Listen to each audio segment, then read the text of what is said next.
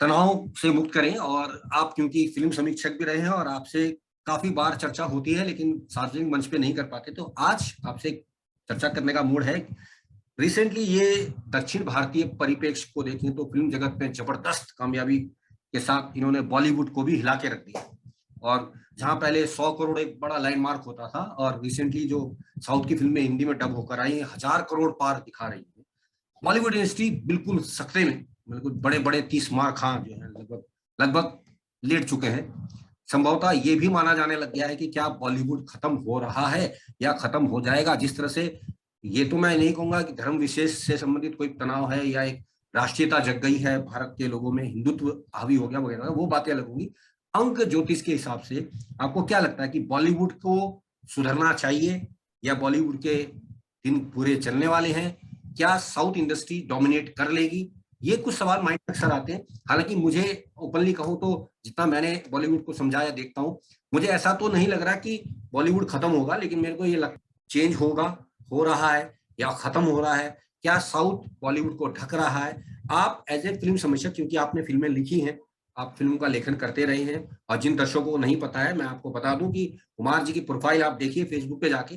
कुमार भाई साहब पूरे एक बेहतरीन ऑलराउंडर रहे हैं, कई किताबें इन्होंने लिखी हैं और बहुत अच्छे लेक्चरर रहे हैं कॉलेज में। इसके अलावा फिल्म जगत से जुड़े हुए हैं, फिल्मों में गाने भी लिखे हैं, स्टोरी लिखी है, पटकथा लेखन किया है, और नाटक तो स्वयं करते ही हैं। तो इनको इसलिए मैं इस विषय में जानकारी ले रहा हूँ क्योंकि एज ए ज्योतिषी तो हम बात करते ही हैं, थोड़ा सा हल्का करते हैं। तो आपको अगर मैं एक समीक्षात्मक रूप में कहूँ एस्ट्रोलॉजी से अलग, कि एक जानकार होने के नाते इंडस्ट्री के, आपको क्या लग रहा है जैसे कि ज्योतिष? किशोर भाई, असल में क्या है कि मैं ज्योतिषी बंधुओं से हमेशा ये एक बात कहता रहता हूँ सभी से कि भाई देखिए, आप जब भी कोई किसी भी क्षेत्र के बारे में अगर आप टिप्पणी करें, ज्योतिषी भविष्यवाणी करें, तो दुस्साहस तभी करें अगर आप उस फील्ड के बारे में जानते हैं। तो बिल्कुल बिल्कुल, जरूरी नहीं कि हर बात में मुंह घुसेड़ा जाए, चोंच घुसेड़ी जाए। लेकिन क्या है, आप जानते हैं कि ज्योतिष बिरादरी में एक प्रवृत्ति है। अच्छा, हिंदुस्तान में 4 चीजों के अलावा कुछ नहीं है: राजनीति, धर्म, फिल्म और क्रिकेट। हिंदुस्तान में 4 निकाल दो तो कुछ नहीं बचता। तो एक बहुत शॉर्टकट है ज्योतिषियों की, लेकिन इनमें से किसी के बारे में कुछ भी, धर्म में तो बोलने का पंगा होता नहीं है क्योंकि वो ज्योतिषी हैं। तो कभी चुनावी भविष्यवाणी कर दो, कभी क्रिकेट के बारे में मैच का बोल दो, चल गया तो तीर, नहीं तो तुक्का है। और उसके बाद में बच गई फिल्म में, उनके बारे में बोल दो। देखिए, पहली बात तो क्या है कि ये बॉलीवुड शब्द ही गलत है। हॉलीवुड की नकल पर क्या होता है, स्थानीय अक्षर लेते हैं, उसमें वुड जोड़ देते हैं। केरल का कॉलीवुड हो गया, तमिलनाडु का टॉलीवुड हो गया, आंध्र कलकत्ता का का बॉलीवुड हो गया, बॉलीवुड, बॉम्बे से बॉलीवुड। अब वो बॉम्बे ही नहीं रहते बॉलीवुड शब्द एक गाली है।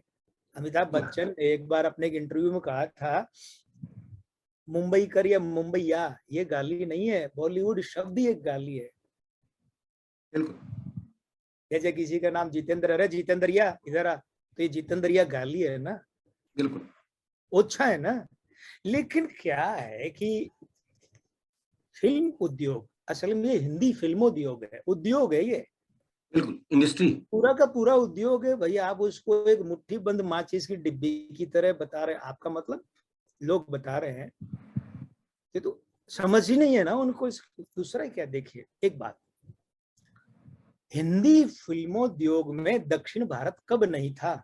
जी, बिल्कुल मैं एग्री हूँ इस बात हमेशा अरे भाई, हाँ, मूक फिल्मों के जमाने से, जमाने से। साइलेंट मूवी के जमाने से दक्षिण भारतीय फिल्मकार मुंबई में रहकर नहीं, लेकिन मद्रास, तब मद्रास हुआ करता था, वहां रहकर हिंदी फिल्में खूब बनाते। और 50 के दशक से जेमिनी, एवीएम, ये चिन्नप्पा देवर, ये लोग हैं, इन्होंने जितनी फिल्में बनाई है सब सामाजिक है।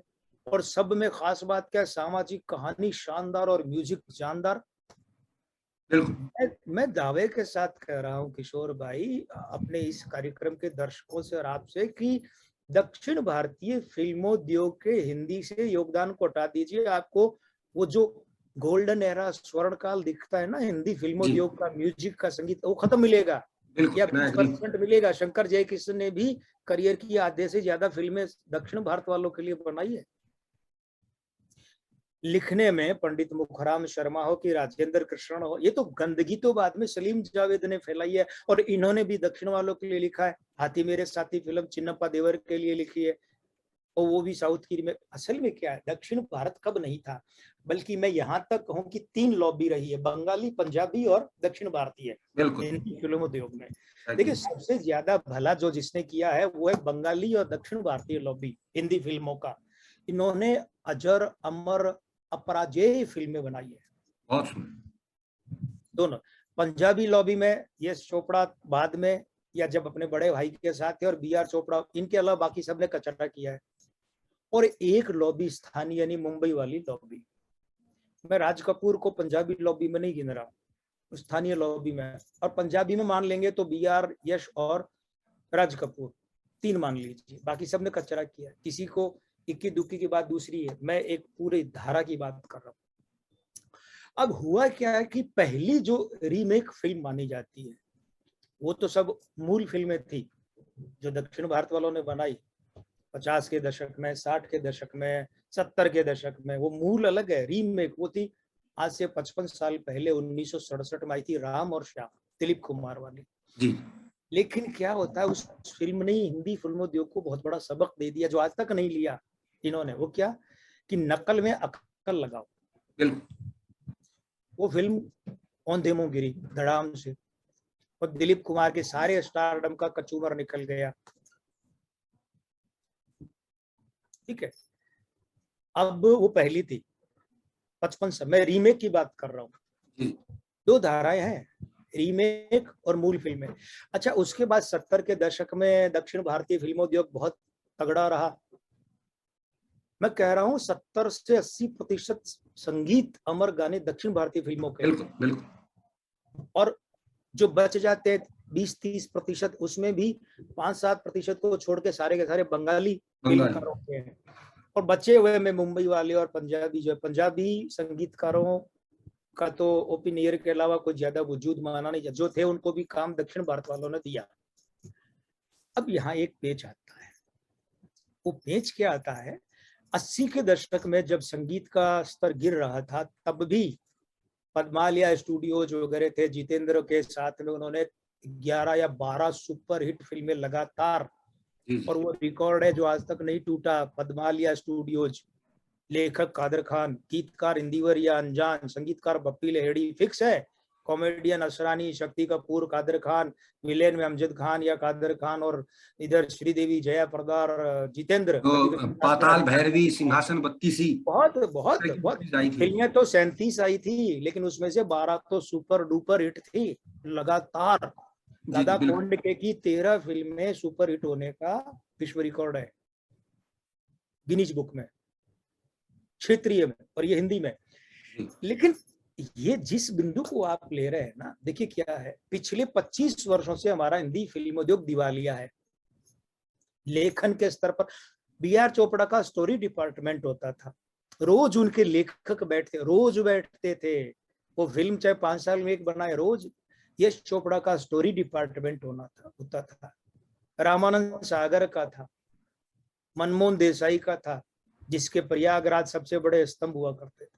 प्रकाश मेहरा का था, इनके ऑफिस में कमरे थे, नियमित रूप से लेखक आते, बैठते, चर्चाएं करते, एक लेखक है, अनेक है, स्टोरी बनती, उस पर बातें होती। गीत संगीत का इनका अपना एक विभाग था जो बाकायदा। तो अब क्या है, फिर उसके ऊपर इनका ट्रीटमेंट होता था। अब दिक्कत क्या है, पिछले 25 वर्षों से, लगभग 25-26 वर्षों से, 95 से आदित्य, देखिए जब तक यश चोपड़ा जिंदा थे, आदित्य चोपड़ा ने ढंग की फिल्में बनाई, क्योंकि वो बाकायदा मार्गदर्शन करते थे, ये मार्गदर्शन लेते थे, ये भी ध्यान रखिएगा। बिल्कुल। ठीक है, तो आदित्य चोपड़ा के यहाँ आपको कलात्मक फिल्में, कलात्मक जैसी फिल्में, संगीत, यानी कि एक हिंदी फिल्मोद्योग का समृद्ध रूप, वो डीडीएलजे में दिखेगा। डीडीएलजे के बाद में आदित्य चोपड़ा ने मोहब्बतें बनाई, उसमें दिखेगा। और उसके बाद में जब से यश चोपड़ा बीमार हुए, एक है ना, क्या जान है, क्या था वो, जान है हम, जान है तो ऐसा कुछ है, जब तक है जान। जब तक तो है। जब तक है जान तो यश चोपड़ा इतने बीमार थे कि उनकी फिल्म है ही नहीं, बस वहां से फिर ये पतन शुरू हो गया। ठीक है, आदित्य चोपड़ा का अंतिम संगीत आपको ढंग की फिल्म है वो रब ने बना दी जोड़ी में मिलेगा। उसके बाद से इनकी फिल्मों का ट्रीटमेंट मर गया, ऐसे लगता है फिल्में असेंबल हो रखी है। करण जौहर तो कुछ कुछ होता है के बाद खत्म ही हो गए, उनकी फिल्मों का संगीत कभी खुशी कभी गम के बाद में गम ही गम है, और वो क्या कम है, खत्म हो गए, ट्रीटमेंट खत्म हो गया। इसके बाद इन्होंने क्या किया, फैक्ट्रियां बना ली। अब वो पिछले 25 वर्षों से 26 वर्षों से वो जो फैक्ट्रियां बनती है ना, तो आप जानते हैं अब ये प्रोडक्ट बना रहे हैं, अब ये फिल्में नहीं बना रहे हैं। मुझे बहुत वरिष्ठ फिल्म अभिनेता धर्मेंद्र जी और मेरे जो सर्वप्रिय अभिनेता निर्देशक है मनोज कुमार जी, उनकी एक बात बड़ी अच्छी लगती है, बोले साहब पिछले 25-30 वर्षों से यहाँ प्रोजेक्ट बनाए जा रहे हैं, फिल्में नहीं बनाई जा रही। बहुत बहुत। इस अंतर को समझिए। देखिए, आज से साउथ की 5 राज्यों की फिल्म इंडस्ट्री अपना प्रोडक्शन बंद कर रही है, आपको ये जानकारी नहीं होगी और दर्शकों को भी नहीं होगी। आज जब हम 28 जुलाई को ये शूट कर रहे हैं ना, रिकॉर्ड कर रहे हैं कार्यक्रम, आज से कुछ समय के लिए दक्षिण की 4 भाषाएं, कन्नड़, तमिल, तेलुगु, मलयालम में शूटिंग बंद, प्रोडक्शन बंद, टोटल प्रोडक्शन बंद है। वो क्या कर रहे हैं, वो बैठ के सबके सब निर्माता आपस में बातें विचार विमर्श करेंगे कि ये जो टिकट दर नीचे कैसे लाए, क्योंकि ज्यादा टिकट दर होने से दर्शक भाग रहे हैं, जबकि आप समझ रहे हैं दर्शक अब भी हमारे तुलना में उमड़ रहे हैं वहां पे, पर उनकी चिंता का विषय अरे कम हो रहे हैं। दूसरा, फिल्म की लागत बढ़ गई है, प्रोडक्शन लागत बढ़ती है, तो फिर क्या होता है, मुनाफा कम होता है, टिकट महंगे होते हैं, दर्शकों को नुकसान होता है, आम आदमी देख नहीं पाता, उसको कैसे सस्ती फिल्में मिले, फिल्में कैसे ठीक ढंग से बने। सोचिए क्या सोच रही है दक्षिण फिल्म इंडस्ट्री। और हमारे यहाँ कभी आपने सुना है कि ये जो हिंदी फिल्म उद्योग है इसने कभी ऐसे ब्रेक लिया है? मतलब ही नहीं। आप एक बात देखिए, मेरा बच्चा जो छोटा बच्चा है शशधर, वो अभी लगभग जो है 6 साल में कुछ दिन कम है, अभी 18 अगस्त को वो हो जाएगा 6 साल। KGF चैप्टर 1 जब आई, उसके बाद में जब उसने थोड़ी समझ पकड़नी शुरू की और वो जब वो देखता वीडियो, तो उसको सबसे ज्यादा पसंद क्या आता था, KGF का जो थीम सॉन्ग, थीम म्यूजिक है, टंग टंग टंग टंग टंग टंग टंग, और वो थोड़ा सा देखने के बाद मेरे सामने गुनगुनाता। मैंने कहा ये कहाँ से पकड़ा? बोले KGF। जब वो ढंग का बोलना नहीं जानता था, सोचिए उस बच्चे को भी, अच्छा उस म्यूजिक में कहीं विभत्सता नहीं है, भयानकता नहीं है, जुगुप्सा नहीं है, शोर शराबा नहीं है, लेकिन यश की एंट्री पर वो बजते ही थिएटर में यूं लहर दौड़ पड़ती है लोगों में शोर शराबे की अभी भी हम बात कर रहे हैं ना, रोमांच हो रहा है। तो ये क्या होता है, अरे भाई किसी और हिंदी फिल्मों में, ये मुंबई फिल्मों में क्या होता है, इनमें एंट्री के नाम पर जोरदार शोर शराबा, कानों के पर्दे फटने लगते हैं थिएटर में।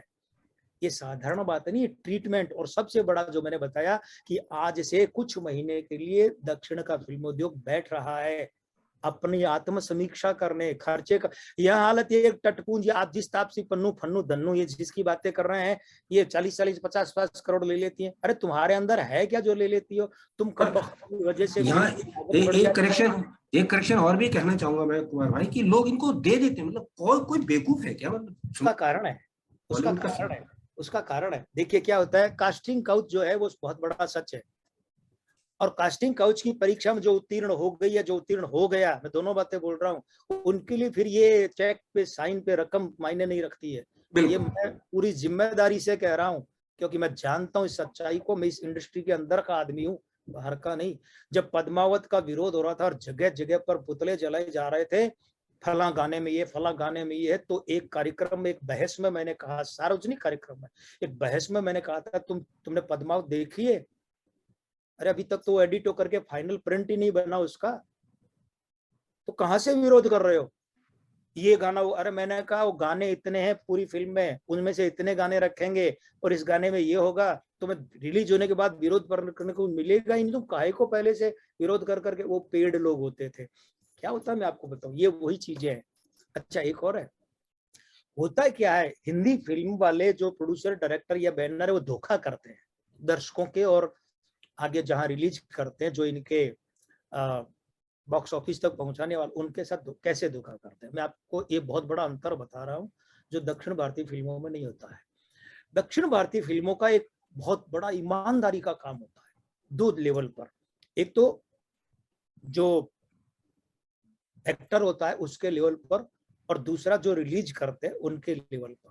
देखिए कैसे, मैंने आपने दक्षिण भारत में आपने फिल्म बनाई, मैंने आपकी फिल्म ली, ठीक है, मैंने आपकी फिल्म ली, अब मैं आपकी फिल्म आगे दिखाने जा रहा हूं, ओके।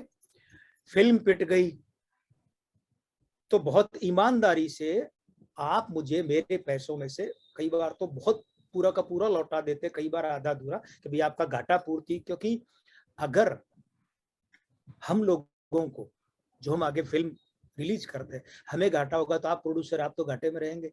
लेकिन आपने तो पैसा बना लिया ना, पैसा एडवांस में उठा लिया। अब क्या होता है, लगभग 25-30 सालों से फिल्म बेच देते हैं, कमीशन बेस पर नहीं करते कि रिलीज में जितना मुनाफा आएगा। अब कुछ प्रोड्यूसर तो ऐसे करते हैं कि रिलीज भी करते हैं, कमीशन भी रखते हैं, रकम भी लेते हैं और कुछ बेच देते हैं। जैसे म्यूजिक अब बेच देते हैं, टी सीरीज के आने के बाद म्यूजिक बिक जाता है पिछले 35 सालों से।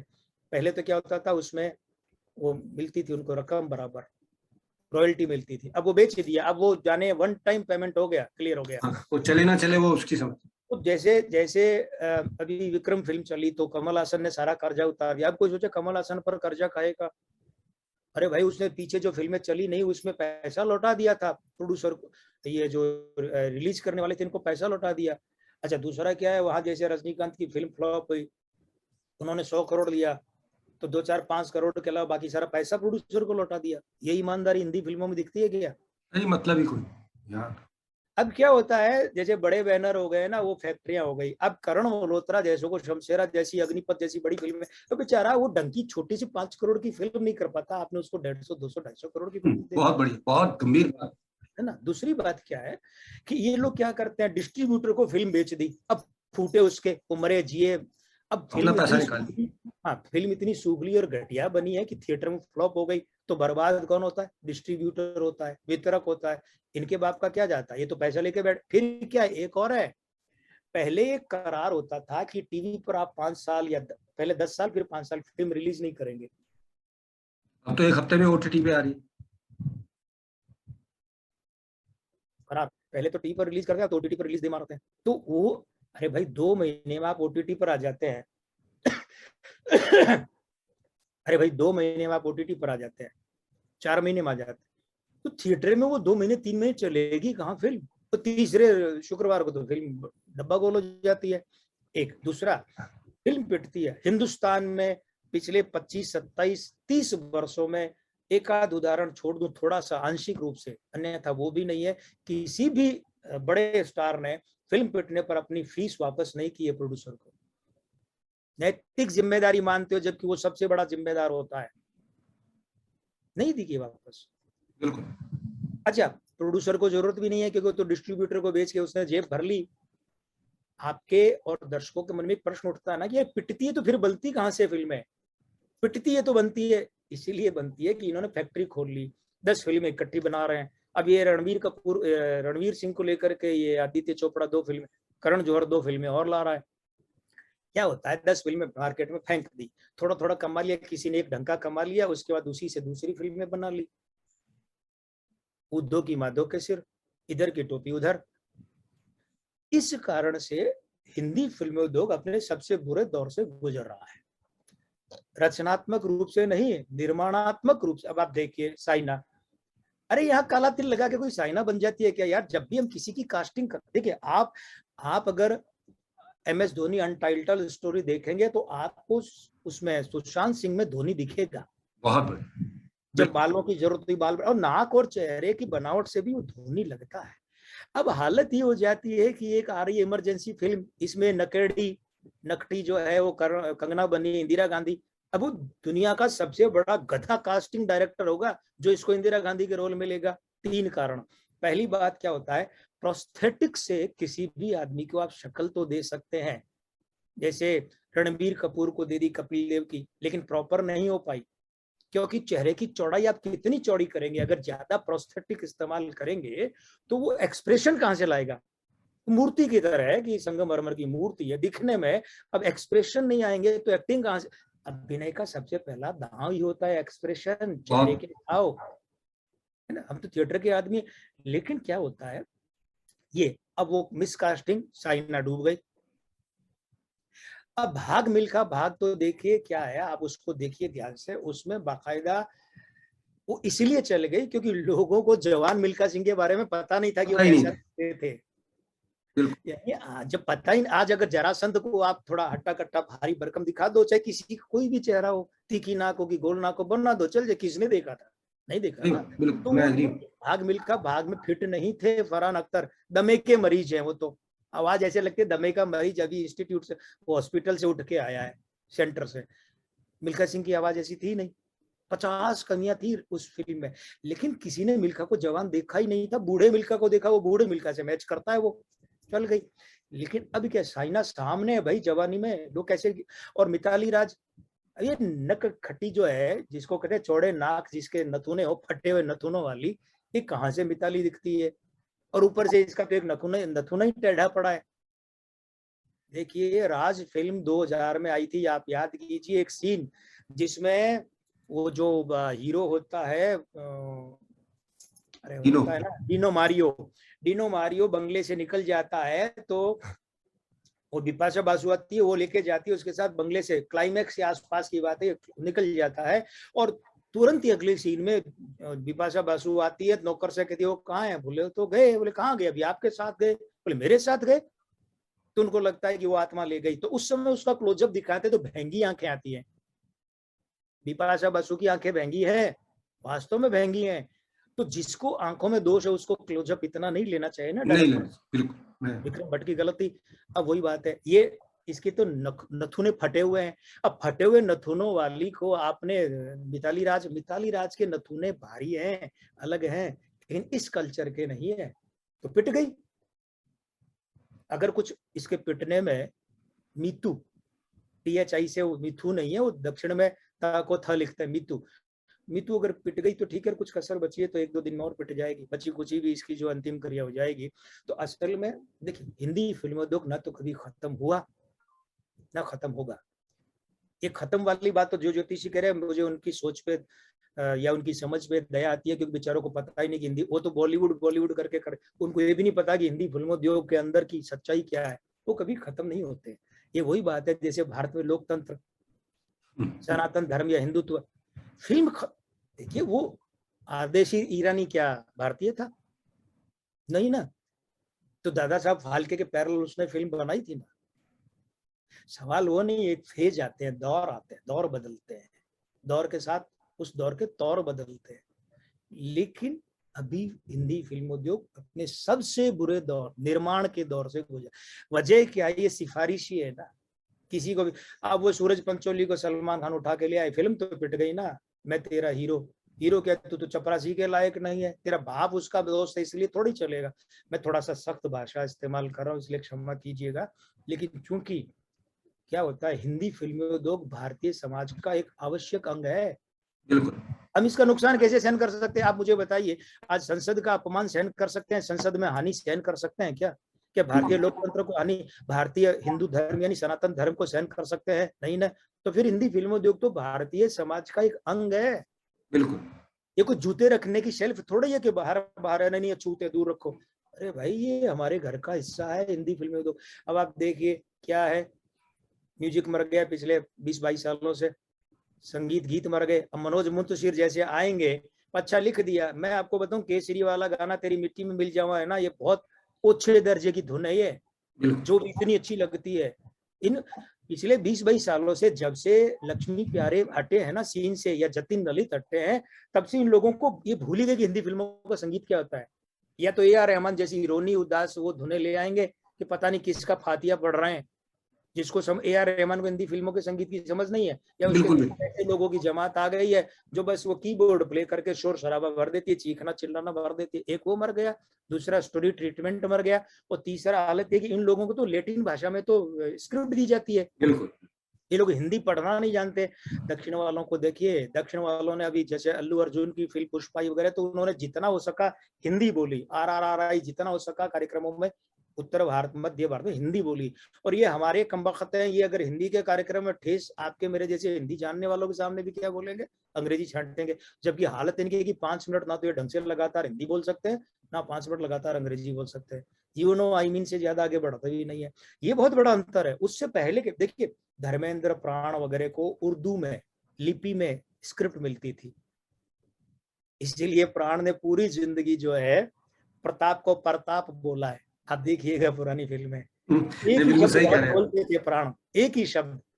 प्राण ने कभी भी फिल्मों में गलत उच्चारण नहीं किया, लेकिन ये मजबूरी थी, प्रताप तुम ऐसा नहीं करोगे, प्रताप नहीं और बोलते थे।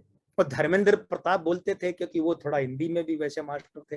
लेकिन ये लोग तो लैटिन में, इनको स्क्रिप्ट मिलती है लैटिन में, ये पढ़ते हैं लैटिन में, बोलते हैं, इनका उच्चारण नहीं है, लिप्स मूवमेंट नहीं आता है। ये हिंदी बोलते तो लगता है मारपीट के मजबूरी में कि जी अंग्रेज की औलाद से हिंदी बुलवा रहे हैं। इनको जो स्टोरी सुनाई जाती है, कहानी नरेशन होता है, वो अंग्रेजी में होता है। आपको पता है, स्टोरी नरेशन या तो अंग्रेजी में, इंग्लिश में होता है, या फिर अंग्रेजी में होता है। तो असल में ये हिंदी फिल्मोद्योग की इन कमियों के कारण ये फिल्में पिट रही हैं। जिस दिन ये अपने संगीत को फिर से संवार लेंगे, कहानी का जो प्लॉट है वो ढंग से होने लगेगा, ये दौर फिर आ जाएगा। लेकिन वैसे क्या लग समाज रहा है कि ये जो वर्ष है 6 का ही है? नहीं, अभी पिटने का दौर जारी है। मतलब और खासकर एक और बताऊं आपको, इस 2022 में उन लोगों की फिल्में ज्यादा पिटेंगी जिनका शुक्र भ्रष्ट है। जैसे जो ड्रग्स लेते हैं, ड्रग एडिक्ट हैं, है ना, दारू तो सारे पीते हैं, या जिनकी आवाज दारू से खराब हो चुकी है, या जो कास्टिंग काउच में एक्सपर्ट हैं, लेने में कि देने में। मैं इतने में संकेत में इशारा कर दूं, है ना, बस इन लोगों की फिल्में इस साल बुरी तरह पिटनी है, बल्कि 20 फरवरी 2023 तक पिटनी है, बहुत बुरी बुरी तरह पिटनी है। क्योंकि ये शुक्र है ना, ये शुक्र चंद्रमा वाला है। स्त्रियों के धन के मामले में, ड्रग्स के मामले में जिनका कैरेक्टर खराब है, उन सबको ये धराशायी करेगा, ये मानकर रखिए। इस यहाँ एक दर्शकों उदाहरण को पर आप कई फिल्मों की समीक्षा कर सकते हैं। मैं दर्शकों को एक बात बता दूं कि यहाँ पर ये माना जा रहा था कि 2022 शुक्र का वर्ष है और इंडस्ट्री दोबारा से जवान हो जाएगी सुशांत सिंह राजपूत एपिसोड के बाद। लेकिन कुमार गणेश जी की कैलकुलेशन ने बता दिया कि 20 फरवरी 2023 तक अच्छे से अच्छे जिनके शुक्र पीड़ित हैं वो पिटने वाले दौर में आ रहे हैं और अभी तक ये नीचे की ओर जाएंगे। खैर, लेट्स होप कि आगे कुछ बेटरमेंट हो और ये शिक्षा लें। हालांकि दक्षिण भारत ने कंपटीशन तो दे दिया है। अच्छा, हालांकि एक बात मैं आपको माफ कीजिए, टोकना चाहूंगा, जिन जो फिल्में चली है ना, आप उनके मुख्य कलाकारों को देखिए, जो मैं बता रहा हूँ उस मुद्दे पर किसी का भी शुक्र भ्रष्ट नहीं है। चाहे यश हो, चाहे ये रामचरण हो, और चाहे अपने जूनियर एनटीआर हो, चाहे अल्लू अर्जुन हो, किसी का भी नहीं। और जिसका था वो महेश बाबू का तलाक हुआ ना, उसकी फिल्म पिट गई। हिंदी की बात कर रहा हूं मैं, हिंदी में दक्षिण भारत। क्योंकि हिंदी में तो जो अमिताभ बच्चन की, ये अमर अकबर एंथोनी महान वगैरह सारी जो है, कुछ पिटी कुछ चली। दक्षिण में इनका रीमेक रजनीकांत की सारी सुपर डुपर हिट हुई थी। तो किसकी पिटेगी? जिसका शुक्र ड्रग्स में, स्त्रियों के मामले में, धन के मामले में इस तरीके से जिसका भ्रष्ट है, उसकी। ये बहुत बड़ा हिंट दे दिया है आपने आने वाली फिल्म निर्माता को। अगर वो ये चीज समझ लेते हैं तो शायद कुछ बॉलीवुड का भला हो जाए। इसीलिए ब्रह्मास्त्र के पिटने का इंतजार कीजिए, और भी जो बड़े बड़े ऐसे इन लोगों की फिल्म आ रही है वो पिटने की प्रतीक्षा कीजिए, और पिटेंगे। चलते चलते एक और बात, लाल सिंह चड्ढा का क्या लग रहा है लाल सिंह चड्ढा का क्या लगता है? उम्मीदों पर खरी नहीं उतरेगी। और ये मैं ये नहीं कह रहा, क्योंकि आजकल फिल्में क्या होती है, सिर्फ बॉक्स ऑफिस की कमाई पर निर्भर नहीं जी करती जी है। बिल्कुल। उनके ओवरसीज राइट बेच देते हैं, फिर ओवरसीज में किसी की दुबई में चलती है, किसी की जापान में, किसी की चीन में, किसी की रूस में, सब जगह जैसा नहीं होता है। फिर क्या करते हैं, ये म्यूजिक को भी एफएम वालों को बेच देते हैं, तो उसकी कमाई तो कमाई के जरिए बन गए ना। तो पहले मैं बॉक्स ऑफिस शब्द इस्तेमाल करता था, अब बॉक्स ऑफिस तो छोटा सा हिस्सा है। लेकिन ये मैं मान सकता हूँ कि हाँ, लाल सिंह चड्ढा एक सेटबैक साबित होगी, झटका या सदमा साबित होगी, चाहे वो आमिर खान के लिए, और चाहे प्रोड्यूसर के लिए, चाहे डायरेक्टर के लिए, और हिंदी फिल्मों के लिए। बहुत गंभीर बात कह रहे हैं आप, जबकि आमिर खान जैसे को मार्केटिंग स्ट्रेटेजिस्ट परफेक्शनिस्ट माना जाता है। तो हालांकि मैं आपको एक चीज बताऊं, एक हिंदी फेसबुक पे फिल्मों मैंने में चर्चा पढ़ी और आपसे कल मैंने जिक्र भी किया था कि एक बड़ा अच्छा एक आमिर खान बड़ी गलती कर गए कि रेल में उन्होंने बहुत बहुत की है, बहुत की है। कोई भारतीय रेल में गोलगप्पे नहीं मिलते। फॉल्ट्स ऑफ मेकिंग यानी निर्माण के दोषों पर तो तब जाऊंगा जब ये फिल्म रिलीज होती, पूरी फिल्म देखूंगा। क्योंकि मेरी जी एक आदत है, सुनी सुनाई बात पे नहीं कहता, देख के अगर या मुझे अंदर से कुछ देखने को मिला मेकिंग प्रोसेस के बाद फाइनल प्रिंट से पहले, मैं फाइनल प्रिंट देख लूंगा तो भी बताऊंगा। लेकिन मैं आपको एक चीज बता दूं, असल में क्या है, असल में ये है कि ये काफी चीजें ऐसी होती है जो निर्भर करती है आपके, बहुत सी, सिर्फ रिलीज डेट मायने नहीं रखती है, उस आदमी के, प्रोड्यूसर डायरेक्टर के, प्रमुख लोगों के, सबके तो मिले नहीं। जैसे अब मैंने कहा शमशेराम सब बकवास है, लेकिन इरावती हर्षन ने जो शमशेरा की बीवी है क्या शानदार रोल किया है, तो उसको तो उसका इनाम मिलेगा। आइंदा अच्छी फिल्में भी, वो तो मराठी से आई है, अच्छी फिल्में मिलेगी। किसी के अपने अंगूठे को तो उसका लाभ मिलता है। जी, ये लाल सिंह चड्ढा का है। चलिए, बहुत अच्छी चर्चा दोस्तों हो गई हमारी। और जैसा कि हम हमेशा कहते हैं कि आज हमने करीब काफी जानकारी जो बॉलीवुड के विशेषज्ञ के रूप में इनसे ली, और मैं कोशिश करूंगा कि 2 हिस्सों में इस पूरी हमारी वार्तालाप को आप तक पहुंचाऊं। तो आज के लिए कुमार जी बहुत बहुत धन्यवाद आपका। और निकट भविष्य में, जैसा कि सितंबर तक का आपने हमें बता ही दिया है कि ऋषि शौनक नहीं बनेंगे, जो दिख रही हैं वो ट्रूस बनती दिख रही हैं। खैर, भविष्य के गर्भ में क्या है भगवान जानते हैं। हमारी एक समसामयिक चर्चा रहती है, और बॉलीवुड से लेकर हमने क्रिकेट की भी बात करी, और इंग्लैंड के पीएम की बात करी, द्रौपदी मुर्मू जी के कार्यकाल की बात करी। चौंकाने वाली भविष्यवाणी हमेशा से करते आते हैं, और आज भी चौंकाने वाले विषय पे जानकारी दी है। तो आज के लिए दोस्तों इतना, मिलते हैं फिर किसी और जानकारी के साथ अगले एपिसोड में। तो आप सबने हमें सुना, आप सबका धन्यवाद। नमस्कार। जय श्री